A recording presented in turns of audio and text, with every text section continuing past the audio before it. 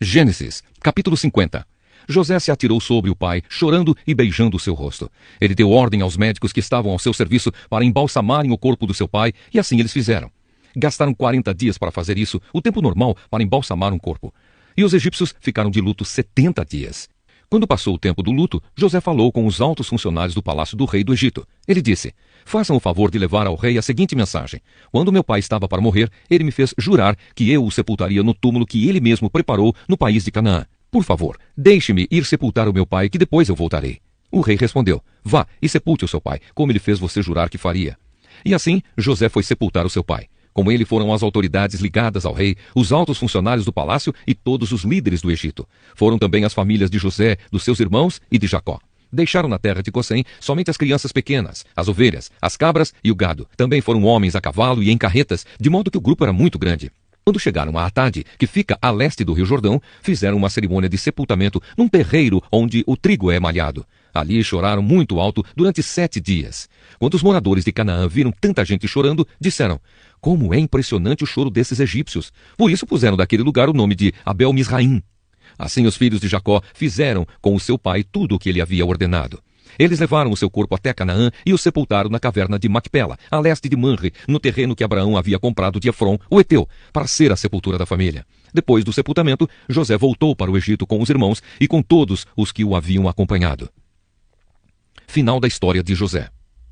Depois da morte do pai, os irmãos de José disseram: talvez José tenha ódio de nós e vá se vingar de todo o mal que lhe fizemos. Então mandaram dizer a José: antes que o seu pai morresse, ele mandou que pedíssemos a você o seguinte: por favor, perdoe a maldade e o pecado dos seus irmãos que o maltrataram.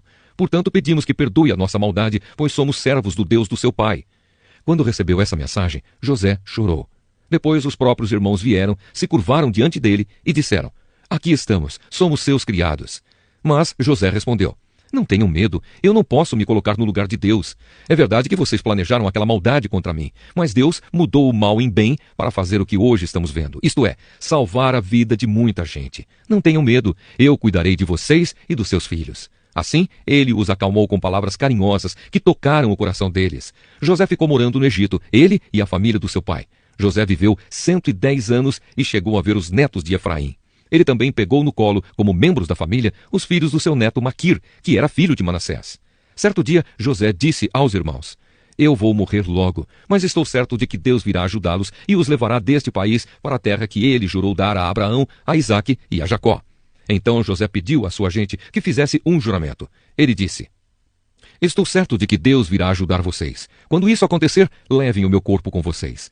José morreu com 110 anos. O seu corpo foi embalsamado e posto num caixão no Egito.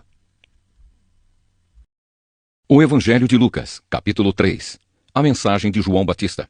Fazia 15 anos que Tibério era o imperador romano. Nesse tempo, Pôncio Pilatos era o governador da Judéia. Herodes governava a Galiléia. O seu irmão Filipe governava a região da Itureia e Traconites. E Lisânias era o governador de Abilene. E Anás e Caifás eram os grandes sacerdotes. Foi nesse tempo que a mensagem de Deus foi dada no deserto a João, filho de Zacarias. E João atravessou toda a região do rio Jordão, anunciando esta mensagem: arrependam-se dos seus pecados e sejam batizados, que Deus perdoará vocês. Isso aconteceu como o profeta Isaías tinha escrito no seu livro. Alguém está gritando no deserto: preparem o caminho para o Senhor passar. Abram estradas retas para ele. Todos os vales serão aterrados, e todos os morros e montes serão aplanados. Os caminhos tortos serão endireitados, e as estradas esburacadas serão consertadas, e todos verão a salvação que Deus dá. As multidões iam se encontrar com João para serem batizadas por ele. Ele dizia a todos: ninhada de cobras venenosas. Quem disse que vocês escaparão do terrível castigo que Deus vai mandar?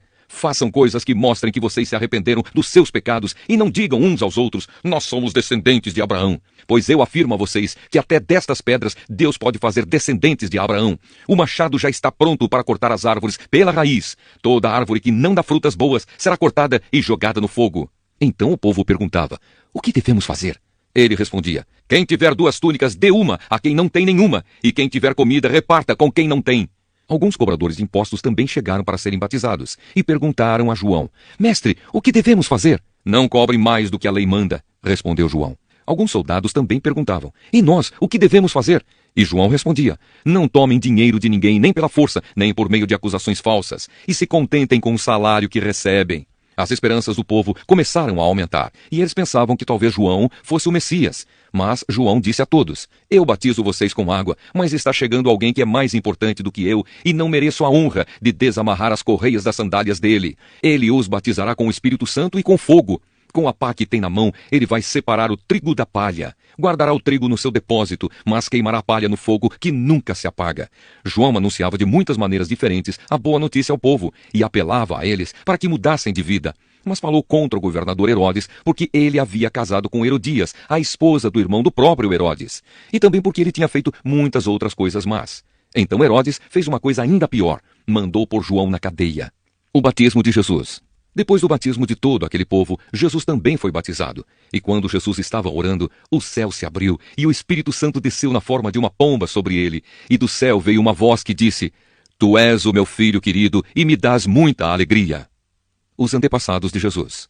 Jesus começou seu trabalho quando tinha mais ou menos 30 anos de idade. Ele era conforme pensavam, filho de José, que era filho de Eli, filho de Matate, filho de Levi, filho de Melque, filho de Janai, filho de José, filho de Matatias, filho de Amós, filho de Naum, filho de Esli, filho de Nagai, filho de Maate, filho de Matatias, filho de Semei, filho de José, filho de Jodá, filho de Joanã, filho de Reza, filho de Jorobabel, filho de Salatiel, filho de Neri, filho de Melque, filho de Adi, filho de Cozã, filho de Almadã, filho de Er, filho de Josué, filho de Eliezer, filho de Jorim, filho de Matate, filho de Levi, filho de Simeão, filho de Jodá, filho de José, filho de Jonã, filho de Eliaquim, filho de Meleá, filho de Mená, filho de Matatá, filho de Natã, filho de Davi, filho de Jessé, filho de Obed, filho de Boaz, filho de Sala, filho de Nasson, filho de Aminadab, filho de Admin, filho de Arni, filho de Esrom, filho de Pérez, filho de Judá, filho de Jacó, filho de Isaque, filho de Abraão, filho de Tera, filho de Naor, filho de Serugue, filho de Reu, filho de Peleg, filho de Eber, filho de Selá, filho de Cainã,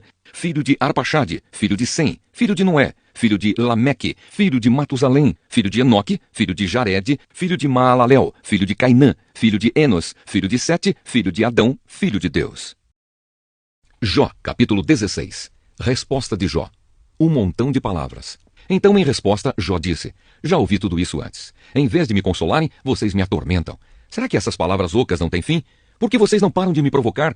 Se vocês estivessem no meu lugar, eu também poderia dizer o que estão dizendo. Eu balançaria a cabeça com um jeito de sábio e os esmagaria com um montão de palavras. Ou poderia dizer palavras de ânimo e consolo para diminuir os seus sofrimentos. Mas se falo, a minha dor não se acalma. E se me calo, o meu sofrimento não diminui. Deus me esmagou. Tu, ó Deus, me deixaste sem forças e destruíste toda a minha família.